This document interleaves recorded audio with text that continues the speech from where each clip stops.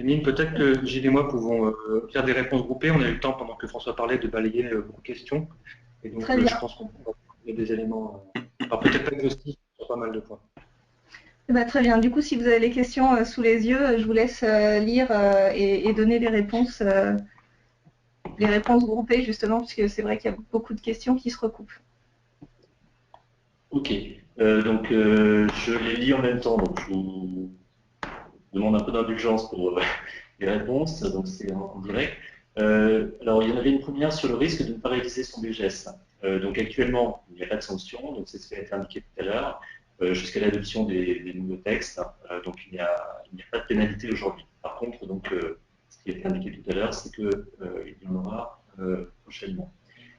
Sur la question de la confidentialité des bilans collectés sur la base, donc le principe serait, donc encore une fois, c'est ce qui est envisagé actuellement, d'avoir donc un accès libre. Par contre, ce qui était indiqué tout à l'heure, c'est que donc, ce qui sera en accès libre, c'est les informations obligatoires, donc le scope 1 et le scope 2. Le scope 3, lui, pourra être masqué si l'entreprise le souhaite, donc même s'il a été réalisé et même si donc, il est transmis pour valorisation de ce qui a été fait par l'entreprise auprès de l'administration, ça ne sera pas forcément public. Sur donc la question, il y avait une question supplémentaire toujours à propos de la publication pour savoir si du coup il n'y aurait plus besoin d'envoyer au préfet. Donc c'est bien l'objectif, hein, du coup d'avoir une procédure qui soit simplifiée. Donc, est-ce qu'elle est obligatoire aujourd'hui? Une troisième question, toujours sur pardon, est-ce que la publication sur le site ADEME est obligatoire? Alors, donc aujourd'hui, non, ça n'est pas le cas, c'est uniquement volontaire. Il y a 63 organisations qui l'ont fait à ce jour. Donc, c'est aujourd'hui uniquement sur une base volontaire. Donc, par contre, effectivement, le projet est de le généraliser. Sur les sanctions, donc une question est posée pour savoir si elles sont appliquées si la mise à jour n'a pas été faite.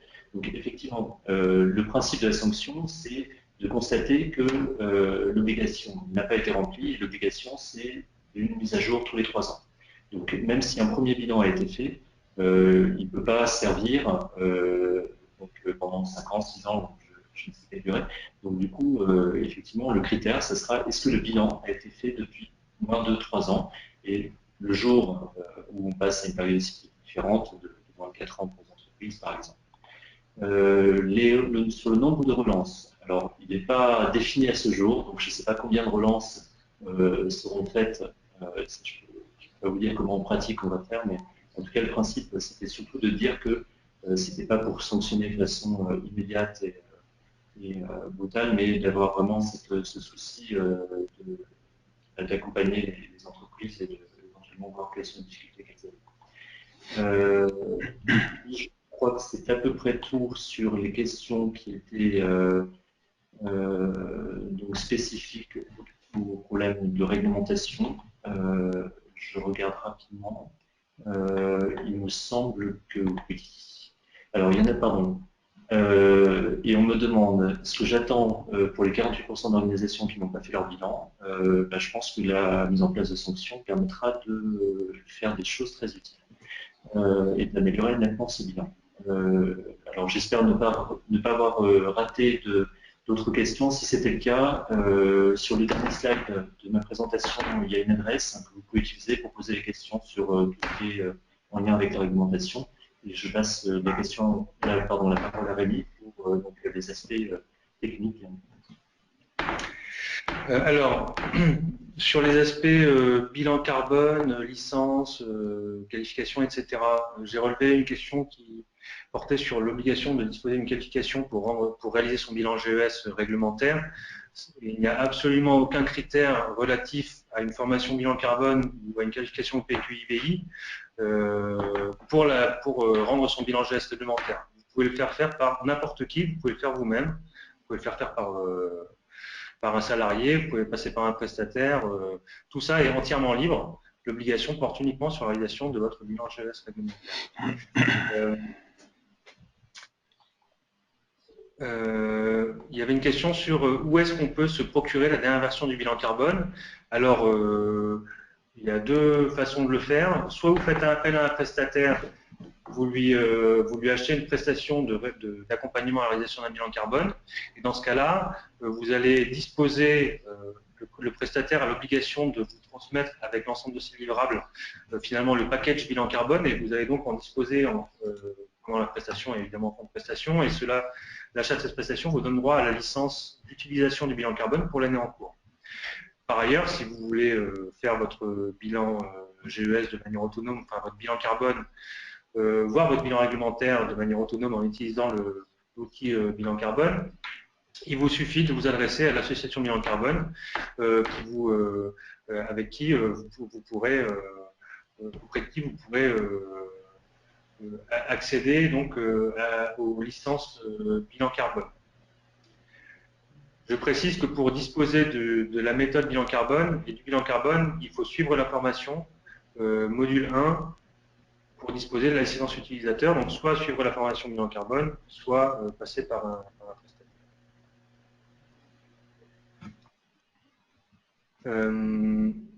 Le comparateur interannuel, je vois passer la question là, il est avec le package bilan carbone si vous êtes licencié. Donc si vous ne l'avez pas eu dans les packages anciens que vous avez pu télécharger et que vous avez encore une licence, vous pouvez sans problème le télécharger sur le site de l'association bilan carbone. L'abonnement à la licence est assez onéreux et peut freiner les TPE prestataires historiques. Alors, c'est une question qui s'adresse, je dirais, à l'association bilan carbone, donc je ne vais pas répondre pour l'association bilan carbone, où on relève que la licence d'exploitation du bilan carbone, qui permet de vendre des prestations bilan carbone, est relativement onéreuse et peut être un frein pour des petits prestataires. Bon, je pense que là, on est un peu le sujet de ce cadre, donc je ne vais pas répondre. Surtout, je ne suis pas en mesure de répondre dans la position. Il y a plusieurs questions sur un sujet que j'ai abordé au tout début, donc peut-être que des personnes n'étaient pas présentes, donc je le répète rapidement. Si vous êtes éligible, de deux choses une, vous êtes devenu éligible depuis après le 31 décembre 2012, dans ce cas-là, vous avez fait éventuellement un premier bilan entre le 31 décembre 2012 et maintenant. Soit vous avez été éligible d'emblée et donc vous avez fait un premier bilan GES avant le 31 décembre 2012. Dans les deux cas, le deuxième bilan est à publier moins de 3 ans après le premier. Et donc, c'est indexé directement sur la date de publication de votre premier bilan, quelle que soit cette date. Voilà. Et donc, l'échéance n'est pas le 31 décembre 2015 en particulier. Je pense que Alors, il y a beaucoup de questions. Donc, ouais. Elle se chevauche avec les questions réglementaires, donc j'ai pu en oublier. Est-ce que François, tu en as identifié d'autres Je vois notamment, nous n'avons pas utilisé la version V7.3 pour notre BGS 2015. Est-ce que ça le remet en cause? Alors, je ne sais pas si vous aviez utilisé une version précédente. Je dirais que oui, étant donné que ce n'est qu'à partir de la V7.3 que vous avez les derniers facteurs d'émission de la base carbone qui sont intégrés. Et du coup, si vous l'avez fait... alors, surtout pour la partie recalcul, il est préférable de le faire avec la V7.3. Donc ça, c'était une question que j'ai vue passer. J'ai également vu, peut-on faire l'ensemble du bilan GES, mais je pense que ça, tu y as répondu, Rémi, avec une base Excel maison. En théorie, oui. En pratique, ça va être un peu compliqué parce que vous avez besoin de récupérer tous les facteurs d'émission avec la logique, justement, de la ventilation des émissions par type de gaz. Donc, dans l'absolu, c'est faisable. C'est juste que vous risquez d'y passer un temps non négligeable et que tout ce travail a déjà été fait, ne serait-ce que dans un outil comme le bilan carbone ou certains des outils que Rémi a présentés. Donc, pour optimiser le temps, je pense que ça serait meilleur. Je vois passer, est-ce que la demi-journée de formation virtuelle de la PCC permet-elle d'obtenir la licence de la dernière V7.3? Alors, la double réponse, la formation c'est l'IFC, c'est pas la PCC, et ça ne vous permet pas d'obtenir la licence. Pour y accéder, il faut avoir une licence séparément. Qu'est-ce que j'avais vu d'autre? Si on a déjà suivi la formation et qu'on souhaite avoir la dernière version, pour ça, il faut vous rapprocher de l'ABC pour simplement renouveler votre licence et vous obtiendrez la dernière version. C'est, je dirais, aussi simple que ça. J'avais vu aussi une question concernant... Ah oui, je pense qu'il y a une question que je crois avoir vue quelques fois, qui est de dire le délai de 3 ans, c'est-à-dire qu'en fonction, certains ont fait leur premier bilan GES en 2011. Ils l'ont fait en 2014, est-ce que c'est suffisant? Et puis il y a ceux qui l'ont fait non pas en 2012, mais en 2013 ou 2014. Est-ce que du coup ça reporte 3 ans après? C'est sur cette notion-là. Qu'en est-il exactement? Je vous repasse la main là, messieurs les experts. La question c'est, si le premier bilan a été fait par exemple, non pas en 2012, mais en 2013 ou 2014. La mise à jour doit être faite quand? 3 ans après la première publication? La mise à jour doit être faite, quelle que soit la date de publication du premier bilan, la mise à jour doit être faite moins de 3 ans après la date de publication du premier bilan. C'est ça, d'accord. C'est ce qui me semblait, mais comme ça au moins, ça permet de, de consolider. Qu'est-ce qu'on avait aussi? Pourquoi recalculer 2011 avec la base carbone 2015 et pas comparer l'exercice 2015 avec les deux méthodes, celle de 2012 et celle de 2015? Si on faisait que comparer le dernier bilan, l'exercice 2015, avec la méthode 2012-2015, on ne ferait ressortir que finalement l'impact de la variation des facteurs d'émission, tout du moins des modifications de facteurs d'émission. Alors que l'idée, c'est de mettre en lumière l'évolution des émissions elles-mêmes. Donc, en prenant le bilan initial 2011, recalculé avec les facteurs 2015, ça permet déjà d'évacuer le problème de l'écart généré simplement par la variation des facteurs d'émission. Et donc ensuite, l'idée de toute façon, c'est toujours de comparer l'année de référence avec l'année de reporting, donc le dernier bilan, et de voir quelle a été l'évolution qui elle-même sera conditionnée par plusieurs paramètres. Voilà, donc je pense que j'espère que j'ai compris la question et que c'est ce type de réponse qui convient. Qu'est-ce qu'il y avait d'autre encore?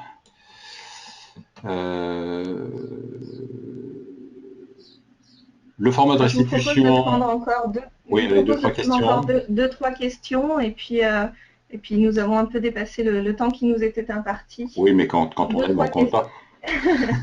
Le format de restitution réglementaire d'un bilan GES doit-il contenir le plan d'action et les objectifs de réduction fixés? Messieurs, qu'en pensez-vous?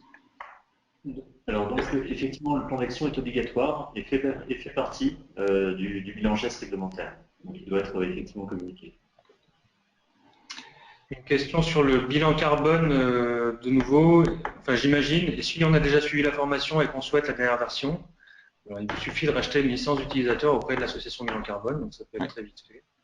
Et en fonction de la taille de votre organisation, ça peut ne pas être très onéreux d'ailleurs. Question réglementaire, là. Est-il envisageable à terme que le nombre d'obligés augmente en abaissant le seuil, notamment le seuil du nombre de salariés, voire un autre terme que le scope 3 devienne obligatoire? Alors, c'est tout à fait possible, évidemment. Alors, simplement, dans le premier cas, sur la question du seuil, c'est quelque chose qui est défini directement au niveau de la loi. Donc, ça fait partie des obligations législatives, ce qui veut dire que concrètement, pour modifier ce point-là, il faut une nouvelle loi, ou donc un texte de ce niveau-là. L'ordonnance ne traite, enfin, il est prévu que les ordonnances ne traitent pas de ce sujet. Ça ne sera pas dans le cadre du projet de loi sur la transition énergétique, donc des ordonnances qui suivront. Donc ça renvoie la question à une échéance ultérieure. Mais ça veut dire que dans l'année qui vient, notamment, il n'y aura pas de modification sur ce point. Le deuxième point, qui est le scope 3, en théorie, donc là on est sur quelque chose qui n'est pas défini directement dans la loi, qui relève de textes réglementaires, de décrets, donc qui est en théorie plus facilement modifiable, mais donc il n'y a pas de prévision à court terme pour modifier ce point-là. Il y a eu effectivement des échanges, notamment dans le cadre du PCN, lors du bilan sur la première échéance. C'est une question qui divise beaucoup. Il y en a qui voudraient aller plus loin, il y en a qui veulent en rester au scope 1, scope 2. Et en tout cas, donc, il n'y a pas à brève échéance de modification. Donc c'est par contre, alors on peut imaginer pour une échéance, donc là par exemple si le délai est porté à 4 ans pour 2019, qui sera, alors encore une fois pas une date dans toutes les entreprises, mais il y a pas mal d'entreprises qui vont se retrouver avec un bilan à faire à ce moment-là. peut-être qu'on sera passé à ce moment-là à un bilan plus complexe. Peut-être une dernière question un peu plus technique. Concernant la comparaison avec le bilan précédent, cela signifie-t-il que si on dispose d'améliorations sur les données 2015, sur les données en 2015, on ne peut pas les utiliser? Alors effectivement, c'est assez technique et en même temps, quand on est concrètement dans l'exercice de bilan, c'est quelque chose qui revient, qui est un sujet systématiquement. Alors, il y a effectivement une vigilance à avoir sur les données que vous allez collecter pour l'année 2014 par rapport aux données que vous avez eues en 2011. Parce il est vraiment important qu'effectivement, les données que vous collectez pendant le deuxième exercice soient compatibles du point de vue de leur format et du point de vue finalement des résultats qu'elles vous donnent avec les données 2011. Sinon, vous allez introduire des décalages, des différences dans votre bilan qui seront uniquement liés à un sujet de format ou de périmètre de données. Donc, il y a une vigilance à avoir là-dessus. Pour autant, quand vous améliorez vos données d'un coup sur l'autre, ça ne veut pas dire pour autant que vous introduisez une erreur. Dans la plupart des cas, vous réduisez surtout l'incertitude. Vous pouvez aussi introduire une erreur, donc il faut y faire attention. Si vous arrivez à ne pas introduire d'erreur, dans ce cas-là, vous pouvez tout à fait les utiliser. Mais c'est un point de vigilance, c'est vrai. Juste une question, juste une dernière très précise là. Je vois qu'il y a une question concernant la formation du 9 juillet. Est-ce qu'elle est maintenue? À ce jour, je crois que nous n'avons pas suffisamment de participants pour cette session-là. Je crois qu'il n'y a qu'une personne. Il y en avait deux, il y en a une qui va venir mardi prochain. Donc à ce jour, elle n'est pas confirmée. Maintenant, je dirais que le seuil de confirmation est situé à 5 personnes. Donc si d'ici là, il y a 5 personnes, elle sera confirmée. Mais à ce jour, elle ne l'est pas. Merci. Je vous propose pour les questions qui n'auront pas eu de réponse parce que vous avez été plus de 150 connectés et il y a eu un très très très grand nombre de questions. On a essayé de les regrouper et de répondre au maximum. Si vous avez toujours des questions, vous pouvez du coup les envoyer donc soit à contact@apc-carbone.fr, soit pour ce qui est relatif au ministère de l'écologie, du développement durable et de l'énergie, à décret-art75@développement-durable.gouv.fr. Je vous propose du coup de conclure. J'avais 2-3 petites choses à vous dire en guise de conclusion. La première, c'est que cette webconférence est la première d'une série de 7 qui sont organisées jusqu'à début 2016. Donc, si cette webconférence vous a plu, on vous invite à revenir sur les autres sujets qui pourraient vous intéresser. Vous avez l'intégralité du programme sur le site, je ne passe pas beaucoup de temps dessus. Je vous invite bien évidemment à ce qu'on reste en contact, donc soit via notre site web, soit via notre adresse mail, mais également sur les réseaux sociaux. Donc vous pouvez nous suivre sur Twitter, LinkedIn, Viadeo et YouTube. Et également, je voulais vous dire, très important pour nous, on a un petit sondage qu'on va vous soumettre en fin de session, qui apparaîtra automatiquement quand la session sera terminée.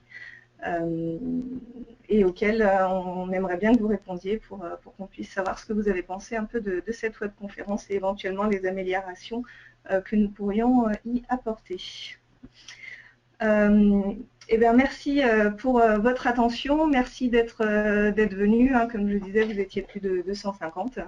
Également, on remercie particulièrement Gilles Croquette, de nous avoir fait l'honneur de se joindre à nous, Rémi Marcus, François Corman et bien évidemment nos partenaires pour ces webconférences que sont l'ADEME et Solutions COP21. Voilà, merci à tous. Je vais maintenant couper la conférence et je vous souhaite une très très belle fin de journée. Merci beaucoup. Au revoir, merci. Au revoir, merci. Au revoir.